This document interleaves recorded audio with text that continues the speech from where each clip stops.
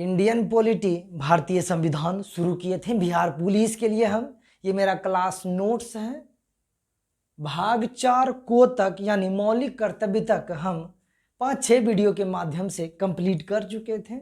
आप लोगों से भी देख लीजिएगा। अगर इस वीडियो पे पहली बार जुड़े हैं तो आप पहले पिछला वीडियो देख लीजिए, ये भी देख लीजिए।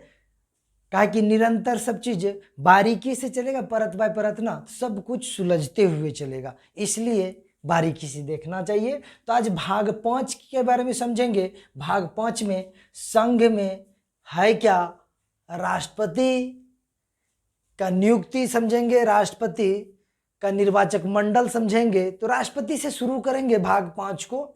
भाग 5 को राष्ट्रपति से शुरू करेंगे। देखते हैं भाग 5 में क्या क्या बातें हैं, आइए समझते हैं। भाग 5 में संघ के बारे में चर्चा किया गया। किसके बारे में चर्चा है बाबू? भाग 5 में संघ के बारे में चर्चा है।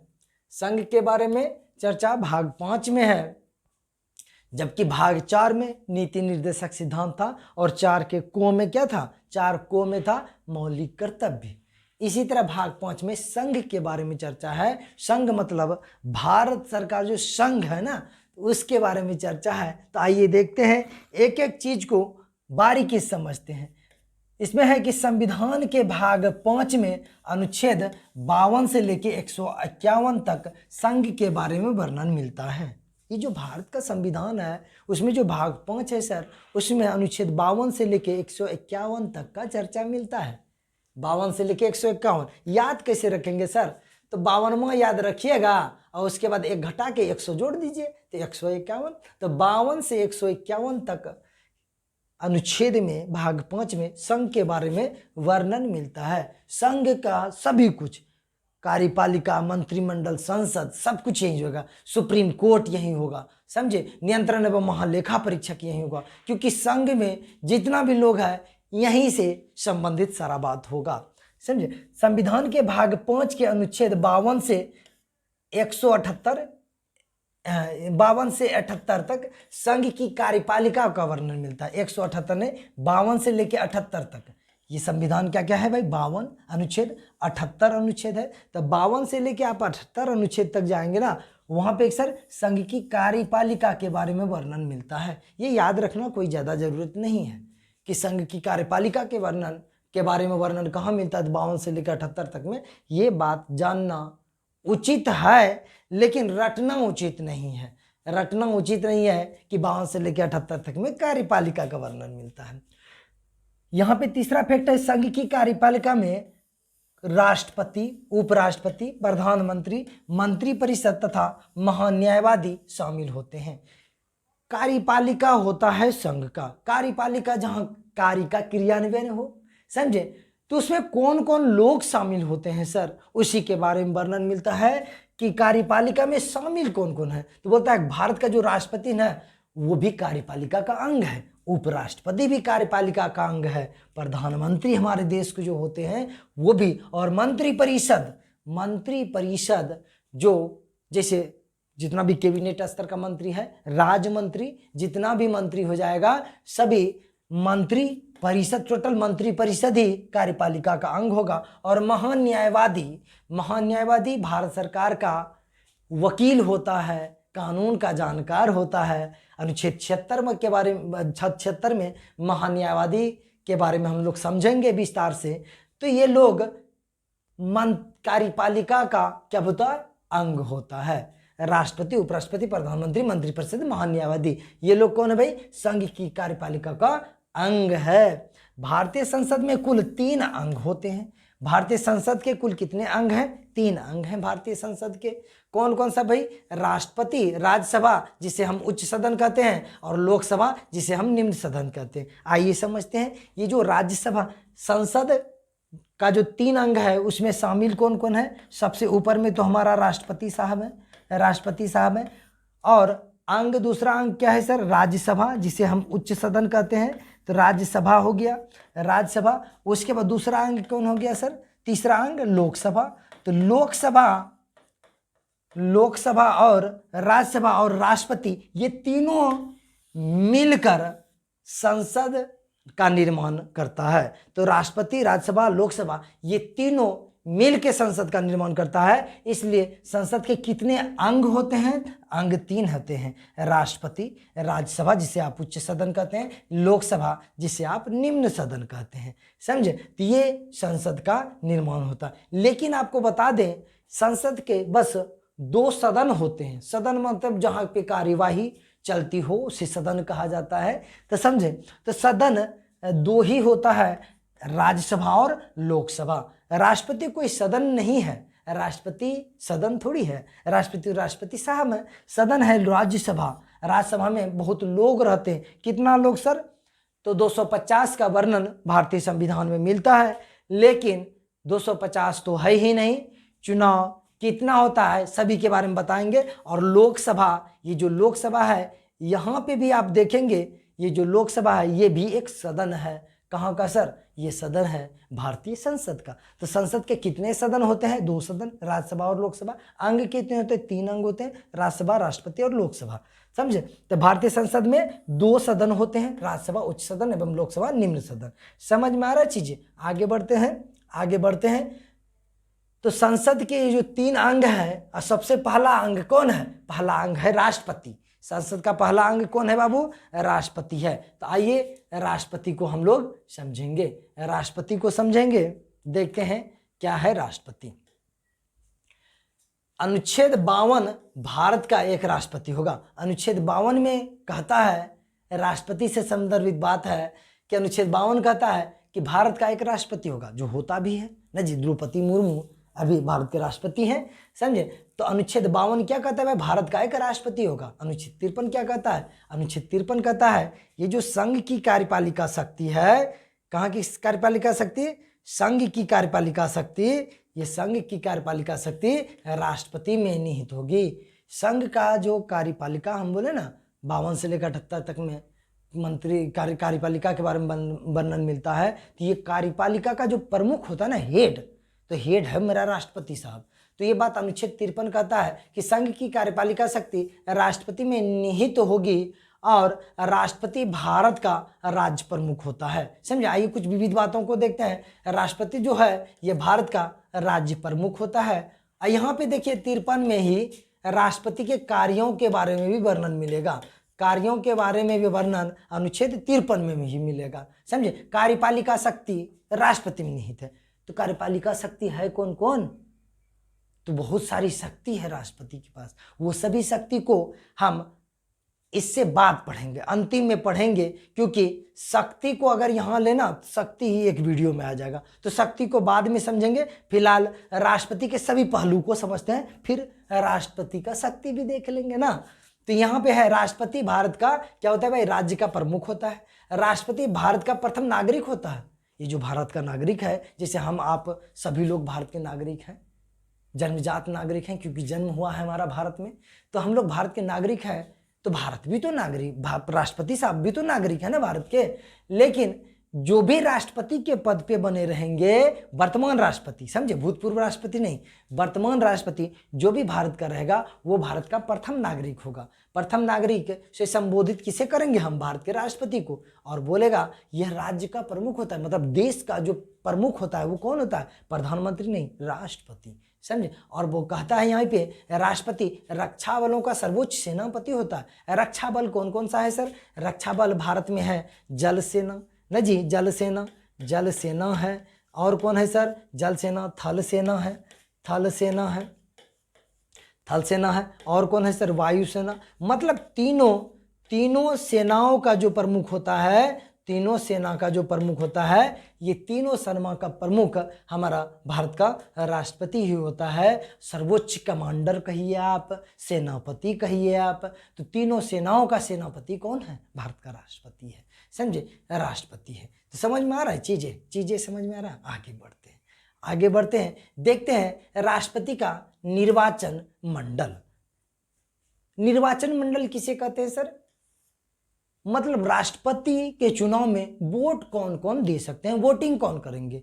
क्या सभी लोग, भारतीय लोग वोटिंग करते हैं या कुछ गिने चुने लोग वोट करते हैं? कौन लोग वोट करते हैं? इसके निर्वाचन मंडल में शामिल कौन कौन है? आइए सभी पहलू को देखते हैं।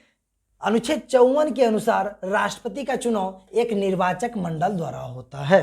अनुच्छेद 54 में निर्वाचक मंडल के बारे में अनुच्छेद ज़्यादा इंपॉर्टेंट नहीं है, लेकिन जो प्रावधान बताएंगे कौन कौन शामिल होते हैं निर्वाचक मंडल में, सभी को याद रखिएगा। तो देखिए, निर्वाचक मंडल में, राष्ट्रपति का निर्वाचक मंडल है तो निर्वाचक मंडल में शामिल होंगे लोकसभा के सभी सदस्य, राज्यसभा के सभी सदस्य नहीं। क्या होगा शामिल सर? लोकसभा के निर्वाचित सदस्य, जिसका चुनाव हुआ है, जिसका मनोनयन हुआ है, वो लोग नहीं। यहाँ पे देखिए, संसद के दोनों सदन अर्थात लोकसभा और राज्यसभा के निर्वाचित सदस्य, राष्ट्रपति के चुनाव में निर्वाचित लगाना जरूरी है, क्योंकि निर्वाचित सदस्य कौन होता है सर? जो जनता के द्वारा प्रत्यक्ष या अप्रत्यक्ष रूप से चुना जाता है। जैसे जनता के द्वारा कौन चुना जाता है? जनता के द्वारा चुना जाता है लोकसभा के सभी सदस्य। जैसे अभी 2024 में चुनाव है ना जी, जो 2024 में जो चुनाव है उसमें हम लोग, आप लोग वोट करेंगे, जो भी 18 साल का व्यक्ति है सभी लोग वोट करेंगे। तो वोटिंग करने के दौरान तो लोकसभा का सदस्य बनेगा वो लोग। तो वो लोग जितना भी जिसको चुन के हम लोग संसद में भेजे हैं, पार्लियामेंट में, वही लोग राष्ट्रपति के चुनाव में भाग लेंगे, मनोनीत लोग नहीं लेंगे, समझे। और क्या है सर? राज्य विधानसभा के सभी निर्वाचित सदस्य। राज्य विधानसभा क्या होता है सर? राज्य विधानसभा जिस राज्य में, जैसे ये बिहार राज्य के बारे में बात कर रहे हैं वर्तमान में, तो बिहार राज्य का विधानसभा कहाँ है? पटना में। तो विधानसभा में कुल 243 सीट है ना जी, तो 243 सीट निर्वाचित सदस्य बिहार विधानसभा का। इसी प्रकार सभी राज्यों के विधानसभा का निर्वाचित सदस्य होता है, तो वो सभी राज्यों के विधानसभा का निर्वाचित सदस्य राष्ट्रपति के चुनाव में भाग लेगा। जैसे बिहार का सर, हाँ, बिहार का भी सभी विधानसभा के निर्वाचित सदस्य भाग लेगा।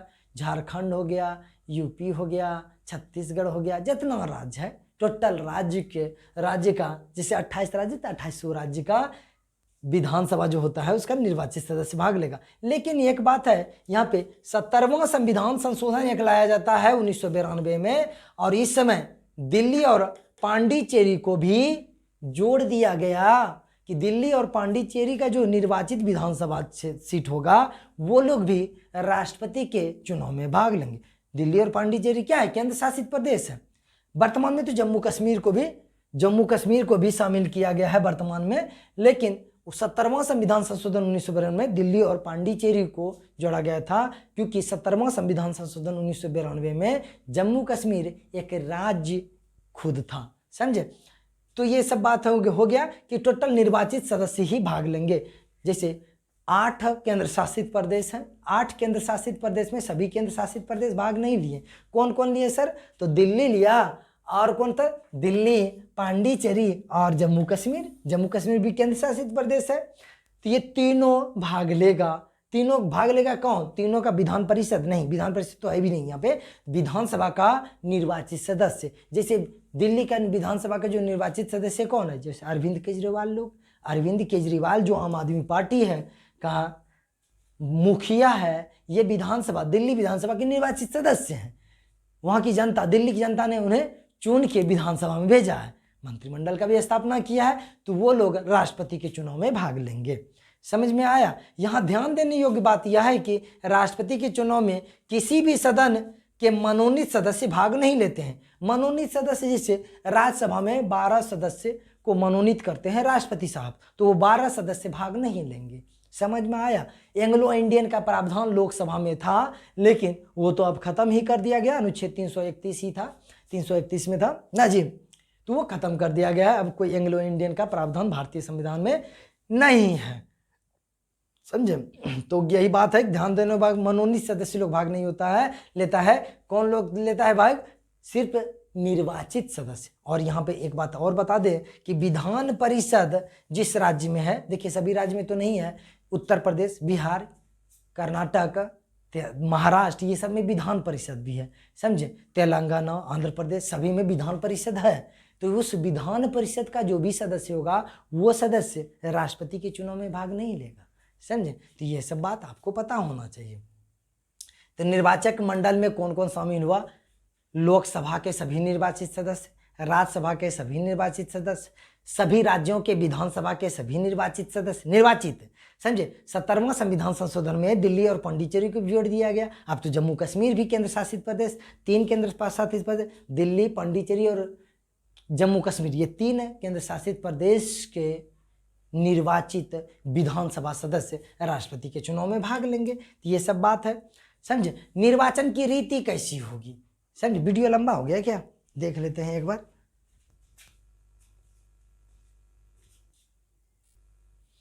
ठीक है, वीडियो 15 मिनट हुआ है, 25 मिनट का कम से कम होना चाहिए, 20-25 मिनट का रहता है, ठीक रहता है, समझे। तो निर्वाचन की रीति क्या है, मतलब किस नियम के तहत हम चुनाव करेंगे। तो निर्वाचन की रीति, किसका चुनाव सर, राष्ट्रपति का। तो निर्वाचन की रीति है कि राष्ट्रपति के निर्वाचन रीति अनुच्छेद 55 के अंतर्गत वर्णित है, निर्वाचक मंडल अनुच्छेद 54, जबकि निर्वाचन की रीति अनुच्छेद 55 में वर्णित है। ज़्यादा इंपोर्टेंट नहीं रहता है अनुच्छेद, यहाँ पे सारा प्रावधान इंपोर्टेंट रहेगा। तो राष्ट्रपति के निर्वाचन समान अनुपातिक प्रतिनिधित्व प्रणाली के एवं एकल हस्तांतरित मत पद्धति या एकल संक्रमणीय मत पद्धति के आधार पर होता है, समझे। राष्ट्रपति का निर्वाचन अप्रत्यक्ष मत पद्धति के आधार पर होता है। अप्रत्यक्ष मत किसे कहते हैं सर, जिसमें जनता स्वयं भाग ले उसे प्रत्यक्ष कहेंगे। जैसे हम लोग मुखिया के चुनाव में खुदे भाग लेते हैं, सभी जनता भाग लेती है पंचायत का। जैसे विधानसभा के चुनाव में सभी जनता भाग लेती है, संसद के चुनाव में सभी जनता भाग लेती है, लेकिन उसे कहते हैं कि प्रत्यक्ष चुनाव, समझे। अप्रत्यक्ष किसे कहते हैं सर, अप्रत्यक्ष होगा जैसे कि जनता का प्रतिनिधि कौन हो गया, लोकसभा के निर्वाचित सदस्य, विधानसभा के निर्वाचित सदस्य, वो लोग जिस चुनाव में भाग लेंगे तो उसे कहेंगे अप्रत्यक्ष चुनाव, क्योंकि उसमें जनता का प्रतिनिधि भाग लिया है, ना कि जनता स्वयं भाग लिया है। तो यही बात है, अप्रत्यक्ष मतदान द्वारा निर्वाचन गुप्त मतदान के आधार पर होता है। गुप्त मतदान किसे कहते हैं सर, चुरा के, छुपा के। गुप्त मतदान मतलब दिखा के नहीं, गुप्त मतदान। जैसे आप लोग वोटिंग करने जाइएगा ना, 18 साल के तो सभी हो गए होंगे, तो टेबल पे चारों तरफ से घेर दिया जाता है, वोट कीजिए, गुप्त मतदान कहा जाता है। तो निर्वाचन क्या होगा, गुप्त मतदान के द्वारा होगा। अब मत का मूल्य क्या होता है, समझे, वही एकल संक्रमणीय मत पद्धति, आइए समझते हैं। इसलिए वहां पे हम चर्चा नहीं किए मत का मूल्य। देखिए यहाँ पे बात यह है कि बिहार विधानसभा में कुल 243 सदस्य है सर विधानसभा का। बिहार का जनसंख्या भी काफी अधिक है। मध्य प्रदेश, छत्तीसगढ़, ऐसे कितना राज्य है जो बड़ा तो है, लेकिन जनसंख्या का दबाव उतना नहीं है, जनसंख्या कम है। तो जनसंख्या अगर कम रहेगा तो वोट का वैल्यू भी तो कम रहेगा। देखिए, एक आदमी के पास 1000 वोट है, 1000 वोट है, एक आदमी के पास बस 50 वोट है, तो किसका वैल्यू अधिक होना चाहिए। अगर दोनों भारतीय नागरिक है, किसका वैल्यू अधिक होना चाहिए, जिसके पास 1000 वोट, जिसके पास 1000 आदमी खड़ा है। तो वही बात है, तो अलग अलग राज्य का जो जनसंख्या है सर वो अलग अलग है, तो उस राज्य का वोट का वैल्यू तो भी अलग अलग होना चाहिए। ये नहीं कि सब राज्य के विधायक का समान वैल्यू दे देंगे वोट का वैल्यू, तो क्या रह जाएगा, अंतर कुछ रहेगा। जनसंख्या का प्रतिनिधित्व हम 1000 किए और जो 10 मेंबर मतलब 10 निर्वाचित, जिसका 50, जिसके पीछे 50 आदमी है, सिंपल बात है, जिसके पीछे 50 आदमी है, जिसके पीछे 1000 आदमी है, दोनों का वैल्यू बराबर नहीं हो गया वोट का जी। तो बोलता है कि ऐसा वोट का वैल्यू बराबर नहीं होता है, मत का मूल्य निकाला जाता है। तो मत का मूल्य निकालने के लिए यहाँ पे है, कहीं नहीं दिख रहा, बोर्ड नहीं आ रहा है भाई,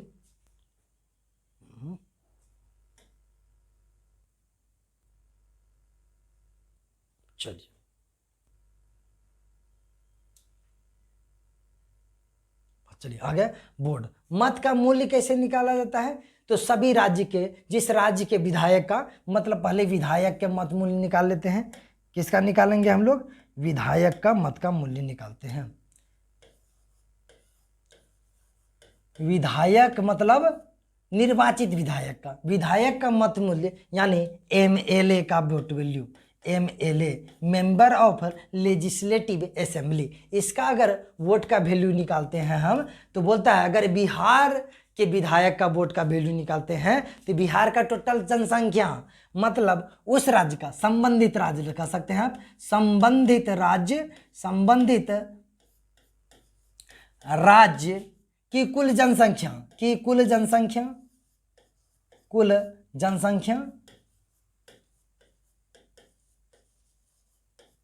संबंधित राज्य की कुल जनसंख्या बटा क्या होगा सर, बटा हो जाएगा संबंधित राज्य, जिस राज्य के बारे में हम निकाल रहे हैं। जैसे संबंधित राज्य मतलब क्या हो जाएगा, जैसे बिहार के बारे में तो बिहार का कुल जनसंख्या, उत्तर प्रदेश का निकालेंगे तो उत्तर प्रदेश का कुल जनसंख्या, जैसे हम महाराष्ट्र का निकालते तो महाराष्ट्र का कुल जनसंख्या, जैसे केरल का निकालेंगे केरल का कुल जनसंख्या। तो संबंधित राज्य की कुल जनसंख्या बटा उस राज्य का, जिस राज्य के बारे में बात हो रहा है, उस राज्य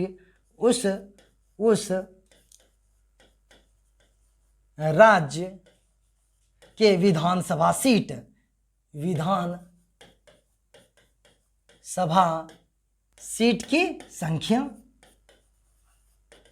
की संख्या और ये अंक बहुत ज़्यादा नहीं हो जाए इसलिए इसमें 1000 से भाग दिया जाता है। ये एक विधायक का वैल्यू हो जाता है। जैसे अगर मान लेते हैं बिहार का जनसंख्या है कितना सर, बिहार का जनसंख्या 1 लाख है। बिहार का जनसंख्या मान लेते कटाने वाला अंक ले लीजिए, 1 लाख छोड़िए, 1 लाख जनसंख्या, इकाई, दहाई, सैकड़ा, हजार, 10,000, लाख, 1 लाख जनसंख्या बिहार का मान लेते हैं। और मान लेते हैं बिहार का जो 1 लाख जनसंख्या है, बिहार में विधानसभा सीट है 100 नहीं 10 सीट है, मान लीजिए 10 सीट है बिहार विधानसभा का, ऐसे 243 है और 13 करोड़ से भी ज़्यादा जनसंख्या है ना जी। लेकिन अभी मानते हैं हम कि बिहार का जनसंख्या 1 लाख है और विधानसभा का सीट है 10 ठो बिहार के पास, तो ये तो बैठा लिए और गुना 1000 से कर दीजिए, 1000 से कर दीजिए, 1 2 3 1 0, 1 2 3 4 शून्य कट गया, तो टोटल वोट का वैल्यू कितना हो, एक विधायक के वोट का वैल्यू कितना निकल गया, 10 निकल गया। तो एक विधायक का वैल्यू 10 निकलता है। यही फिर केरल का निकाल के देखते हैं। केरल का मान लेते हैं केरल का जनसंख्या तो कम है ना जी, 1 लाख नहीं, उसका मान लेते हैं 10,000 है जनसंख्या, मान लेते हैं इकाई, दहाई, सैकड़ा, हजार, 10,000 जनसंख्या मान लेते हैं। अब मान लेते हैं केरल के विधानसभा का केरल में विधानसभा सीटों की संख्या कितना है, 5 है, मान लेते हैं, सिर्फ मान रहे हैं अभी, समझे, 5 है।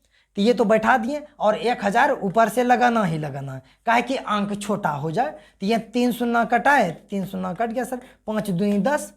तो केरल के विधानसभा के वोट का वैल्यू कितना हो गया, 2 हो गया, और बिहार के विधानसभा के वोट का वैल्यू, विधानसभा सदस्य के वोट का वैल्यू 10 हो गया। तो ये अंतर देख रहे हैं, तो यही अंतर एकल संक्रमणीय मत पद्धति कहलाता है। समझ में आया? तो ये बात है। फिर निर्वाचित विधायक का वोट का वैल्यू क्या होता है, राज्य की कुल जनसंख्या बटा राज्य विधानसभा के निर्वाचित कुल सदस्य गुना 1000 होता है, नीचे से भागा 1000, समझे। तो ये बात है। और निर्वाचित संसद का कितना होगा सर, संसद का वोट वैल्यू होता है सभी राज्यों के विधायकों के मत का कुल मूल्य, समझे। जैसे सर कुल मूल्य क्या हो जाता है, संसद का निकालना है ना भाई, संसद का निकालना है, एक सेकेंड, संसद का निकालना है। किसका निकालना है सर, संसद का निकालना है, संसद सदस्य का निकालना है। संसद सदस्य का अगर हम निकालते हैं, संसद सदस्य का अगर वोट का वैल्यू निकालते हैं तो इसमें कहा जाता है, जैसे बिहार के एक विधायक का वोट का वैल्यू निकला था 10, तो बिहार में जितना विधायक था, विधायक कितना था, निकाले थे विधायक बिहार में कितना भाई, 10 विधायक था, 10 विधायक ना था, एक विधायक का वोट का वैल्यू निकला 10, तो 10 नहीं 100 हो गया।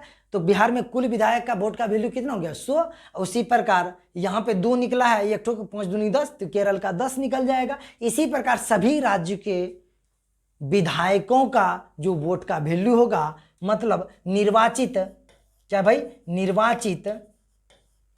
निर्वाचित विधानसभा, किसका भाई, विधान सभा के सभी राज्य के, यहाँ पे लिखिए सभी राज्य के निर्वाचित विधायकों का मत मूल्य, विधानसभा के सदस्यों का मत मूल्य भी लिख सकते हैं, सदस्यों का मत मूल्य बटा कुल संसद संख्या, कुल संसद संख्या, संसद संख्या कौन? निर्वाचित संसद।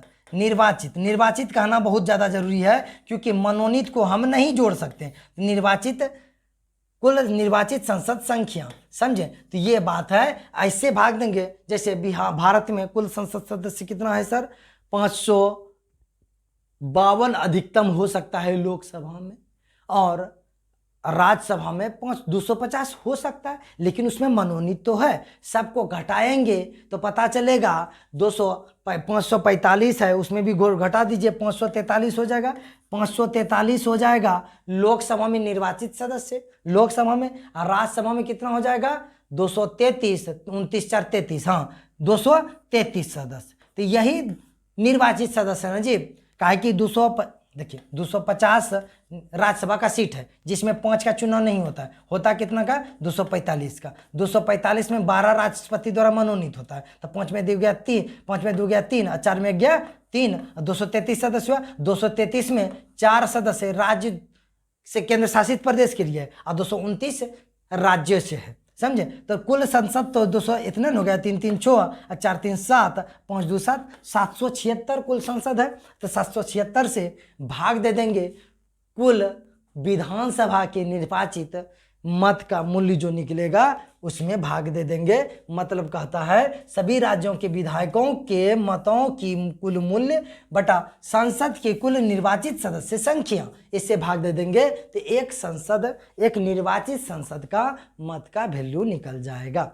आप समझ लिए होंगे। आगे चलते हैं। अनुच्छेद 56(1) के अनुसार राष्ट्रपति का कार्यकाल पद ग्रहण करने की तारीख से 5 वर्ष तक होता है।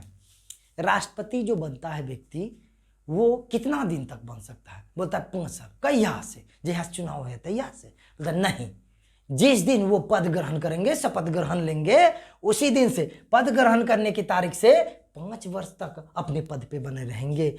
बोलता है कोई व्यक्ति जीवन में जितना बार चाहे राष्ट्रपति पद पर निर्वाचित हो सकता है। भारत में क्या है? कोई व्यक्ति, आपको राष्ट्रपति बनना है तो आप जीवन में जितना बार चाहे राष्ट्रपति बन सकते हैं। लेकिन अमेरिका में ऐसा नहीं। अमेरिका में बोलता है 2 बार बन सकता है, 2 बार ही कोई अमेरिका का राष्ट्रपति बन सकता है। बराक ओबामा भी 2 बार बने थे, उसी प्रकार। लेकिन भारत में ऐसा कोई कॉन्सेप्ट नहीं है। जीवन में जब तक चाहें, जब तक वो जीवित रहेंगे, तब तक राष्ट्रपति हो सकते हैं। लेकिन हाँ, 35 साल तक कम से कम एज होना चाहिए। 35 साल के बाद, जैसे आपका उम्र अगर 33-34 है, तो आप राष्ट्रपति चुनाव नहीं लड़ सकते, समझे? संविधान में इस पर कोई सीमा का निर्धारण नहीं किया गया है। अनुच्छेद 57 कहता है कि जितना बार चाहे लड़ सकते हैं, कोई सीमा नहीं है, कोई पाबंदी नहीं है, समझे?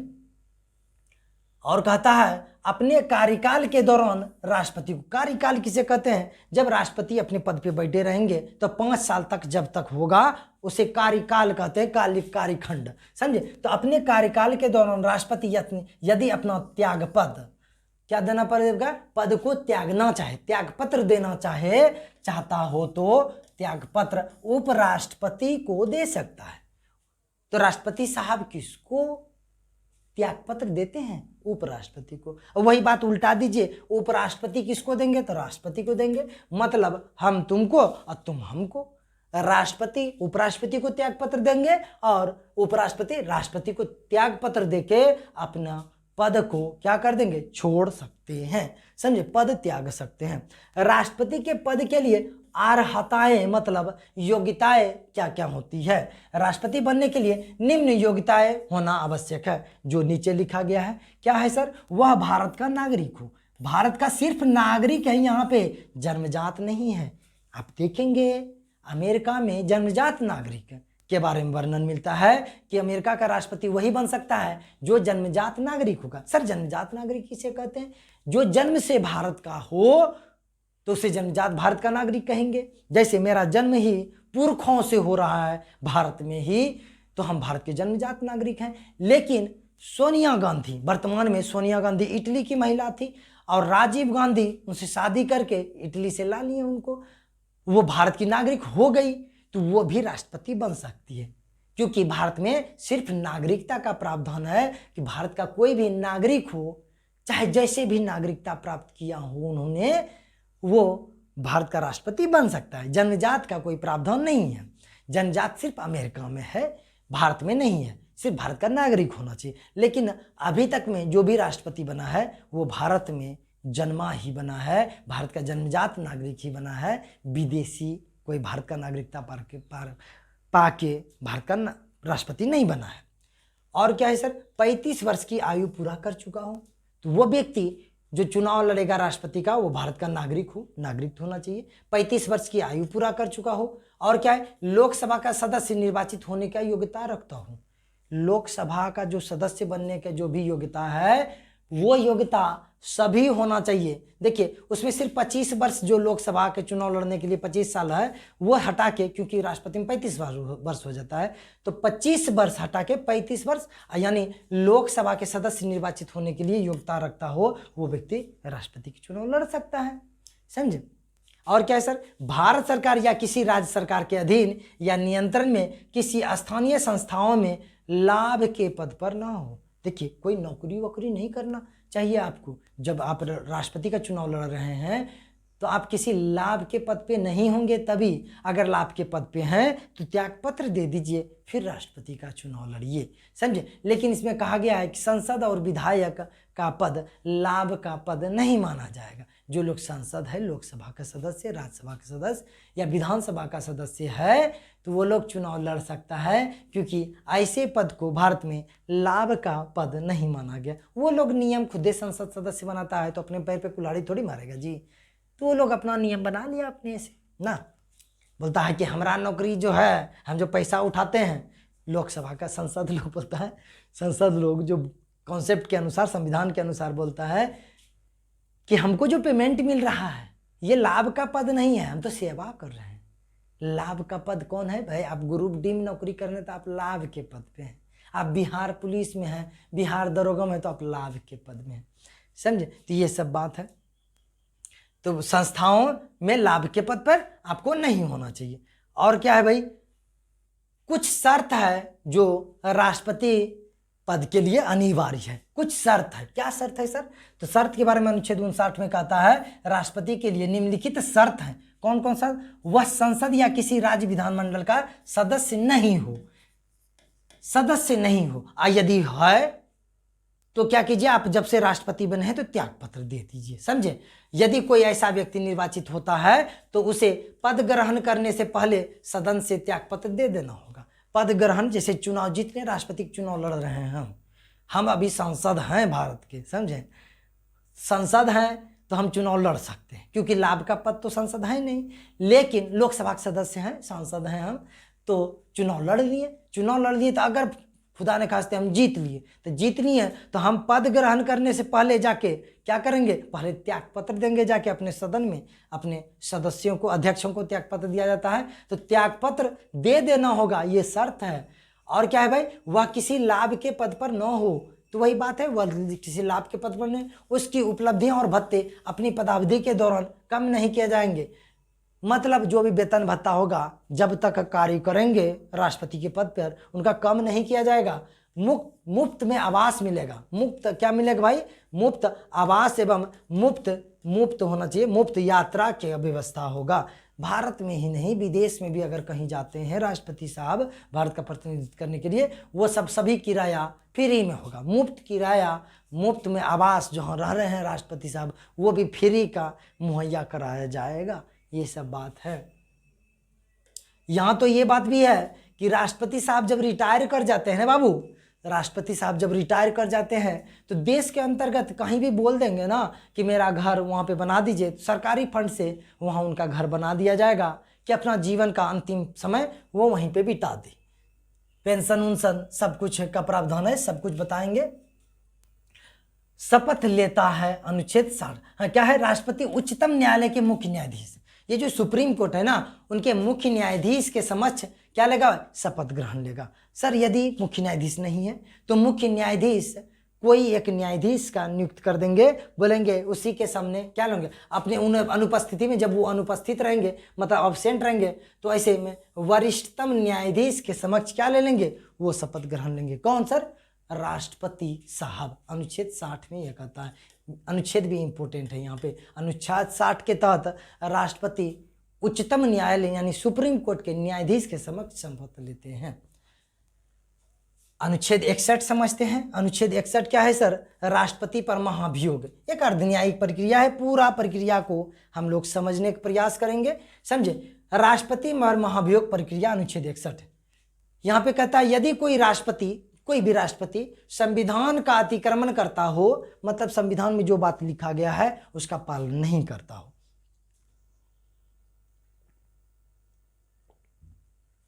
संविधान का अतिक्रमण करता हो, संसद उस पर महाभियोग लगाकर उसे अपने पद से हटा सकता है। उसे अपने पद से क्या करेगा भाई? हटा देगा। अगर आप संविधान का शपथ लिए हैं, अब जो शपथ लेता है कोई भी व्यक्ति भारत में कार्य करने के लिए संविधान का शपथ लेता है, संविधान के सभी बातों को अक्षुण्ण बनाए रखेंगे ना जी, संविधान की गरिमा को बनाए रखेंगे, लेकिन संविधान का अतिक्रमण करने लगा तो ऐसे में महाभियोग प्रक्रिया के माध्यम से राष्ट्रपति को हटा दिया जाएगा। यह बात अनुच्छेद 61 में है और अनुच्छेद भी इंपॉर्टेंट है इसका, समझे। राष्ट्रपति पर महाभियोग संसद के किसी भी सदन में लाया जा सकता है। संसद के कितने सदन हैं? लोकसभा और राज्यसभा, ये बता चुके हैं हम, लोकसभा और क्या है सर? राज्यसभा। तो अगर राष्ट्रपति पे महाभियोग आता है, किस पे सर? राष्ट्रपति पे महाभियोग, तो किसी भी सदन में लाया जा सकता है, लेकिन उपराष्ट्रपति पे केवल राज्यसभा में ही आएगा। सर और बताइए सर, लोकसभा, यहां पे चलते हैं, सब कुछ है ये है तो लाइन बाय लाइन समझेंगे। महाभियोग प्रक्रिया 14 दिन पूर्व नोटिस देना आवश्यक है। महाभियोग प्रक्रिया अगर किसी राष्ट्रपति पे हम ला रहे हैं, कोई सदन ला रहा है, तो 14 दिन पूर्व राष्ट्रपति साहब को नोटिस देंगे कि हम आप पे ला रहे हैं महाभियोग प्रक्रिया, समझे। उस पर सदन का कम से कम 1/4 सदस्य का हस्ताक्षर होना आवश्यक है, मतलब 25% सदन का दस्तखत भी चाहिए। यानी कि हमारा मन हुआ महाभियोग लाने का, लोकसभा के सदस्य हैं तो हम अकेले ला देंगे, राष्ट्रपति को नोटिस भेज देंगे, नहीं। हाँ अच्छा, बात करते हैं, हम क्लास ले रहे हैं, 2 मिनट में बात करते हैं। हाँ बुला लीजिए, ठीक, कोई दिक्कत नहीं, समझे।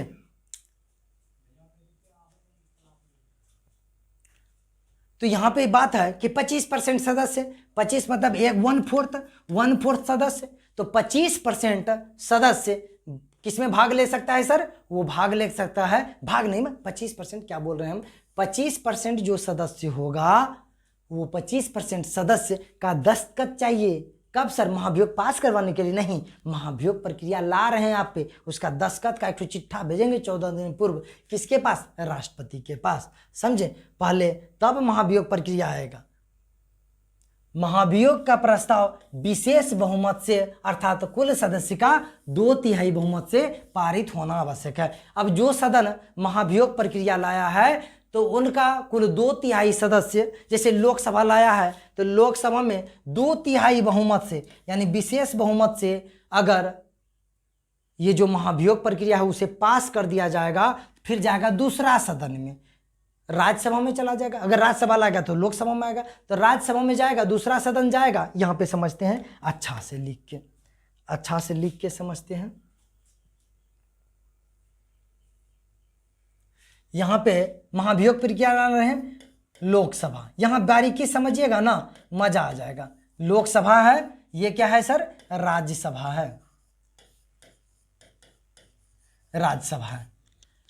अगर लोकसभा महाभियोग प्रक्रिया ला रही है तो लोकसभा का जैसे 543 सदस्य है ना निर्वाचित जी, अभी वर्तमान में 543 है लोकसभा में, तब 543 में से 1/4 सदस्य, 1/4 1/4 सदस्य 543 में कुल सदस्य का, ये 543 का नहीं है भाई, 543 का नहीं है, एक सेकेंड,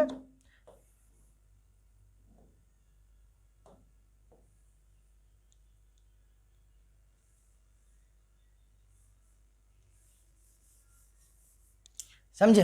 500 जैसे लोकसभा में जितना सदस्य है, आइए समझते हैं, लोकसभा में जितना सदस्य उपस्थित सदस्य में से 1/4 सदस्य यह लिखित दस्तखत से राष्ट्रपति को पहले भेजा जाएगा 14 दिन पहले कि हम आप पे महाभियोग ला रहे हैं। तो 1/4 सदस्य तो पुर गया सर।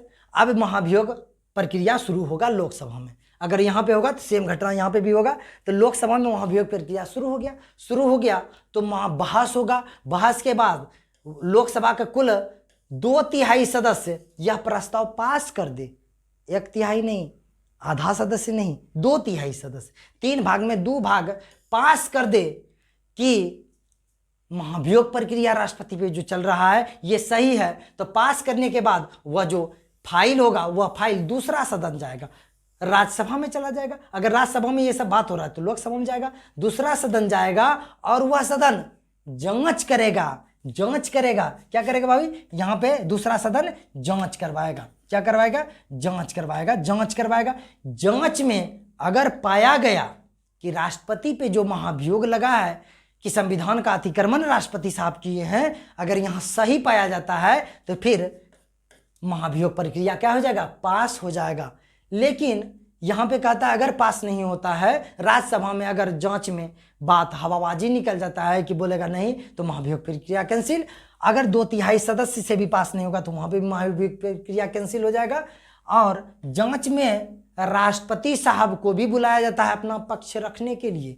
समझे कि आप भी आइए, अपना पक्ष रखिए कि आप पे जो महाभियोग चल रहा है अपना बात क्या कहना चाहते हैं आप। जैसे राष्ट्रपति से नहीं पूछिएगा जी, उन पे इल्ज़ाम लगा है ना कि आप संविधान का अतिक्रमण किए हैं, तो उनसे भी पूछना जरूरी है ना, आप क्या किस कंडीशन में थे जो ऐसा किए हैं। ये सब बात है।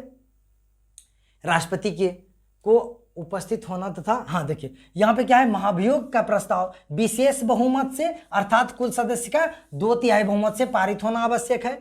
प्रस्ताव पारित होने के बाद दूसरा सदन आरोप का क्या करेगा? जांच करेगा। अभी तुरंत ना बोले, दूसरा सदन क्या करेगा? जांच करेगा। इसमें राष्ट्रपति को उपस्थित होना तथा अपना पक्ष रखने का अधिकार होगा। राष्ट्रपति साहब भी अपना पक्ष रख सकते हैं। भाई ये बात सरासर गलत लगा है, अपना पक्ष राष्ट्रपति साहब रख सकते हैं। यदि दूसरा सदन आरोप सही पाता है, यदि दूसरा सदन क्या भाई आरोप सही पाता है और प्रस्ताव को 2/3 बहुमत यानी विशेष बहुमत से पारित कर देता है तो राष्ट्रपति को अपना पद से हटना पड़ेगा। ये था राष्ट्रपति का महाभियोग। राष्ट्रपति का कुछ शक्ति है, इसे दूसरे वीडियो में समझने का प्रयास करेंगे।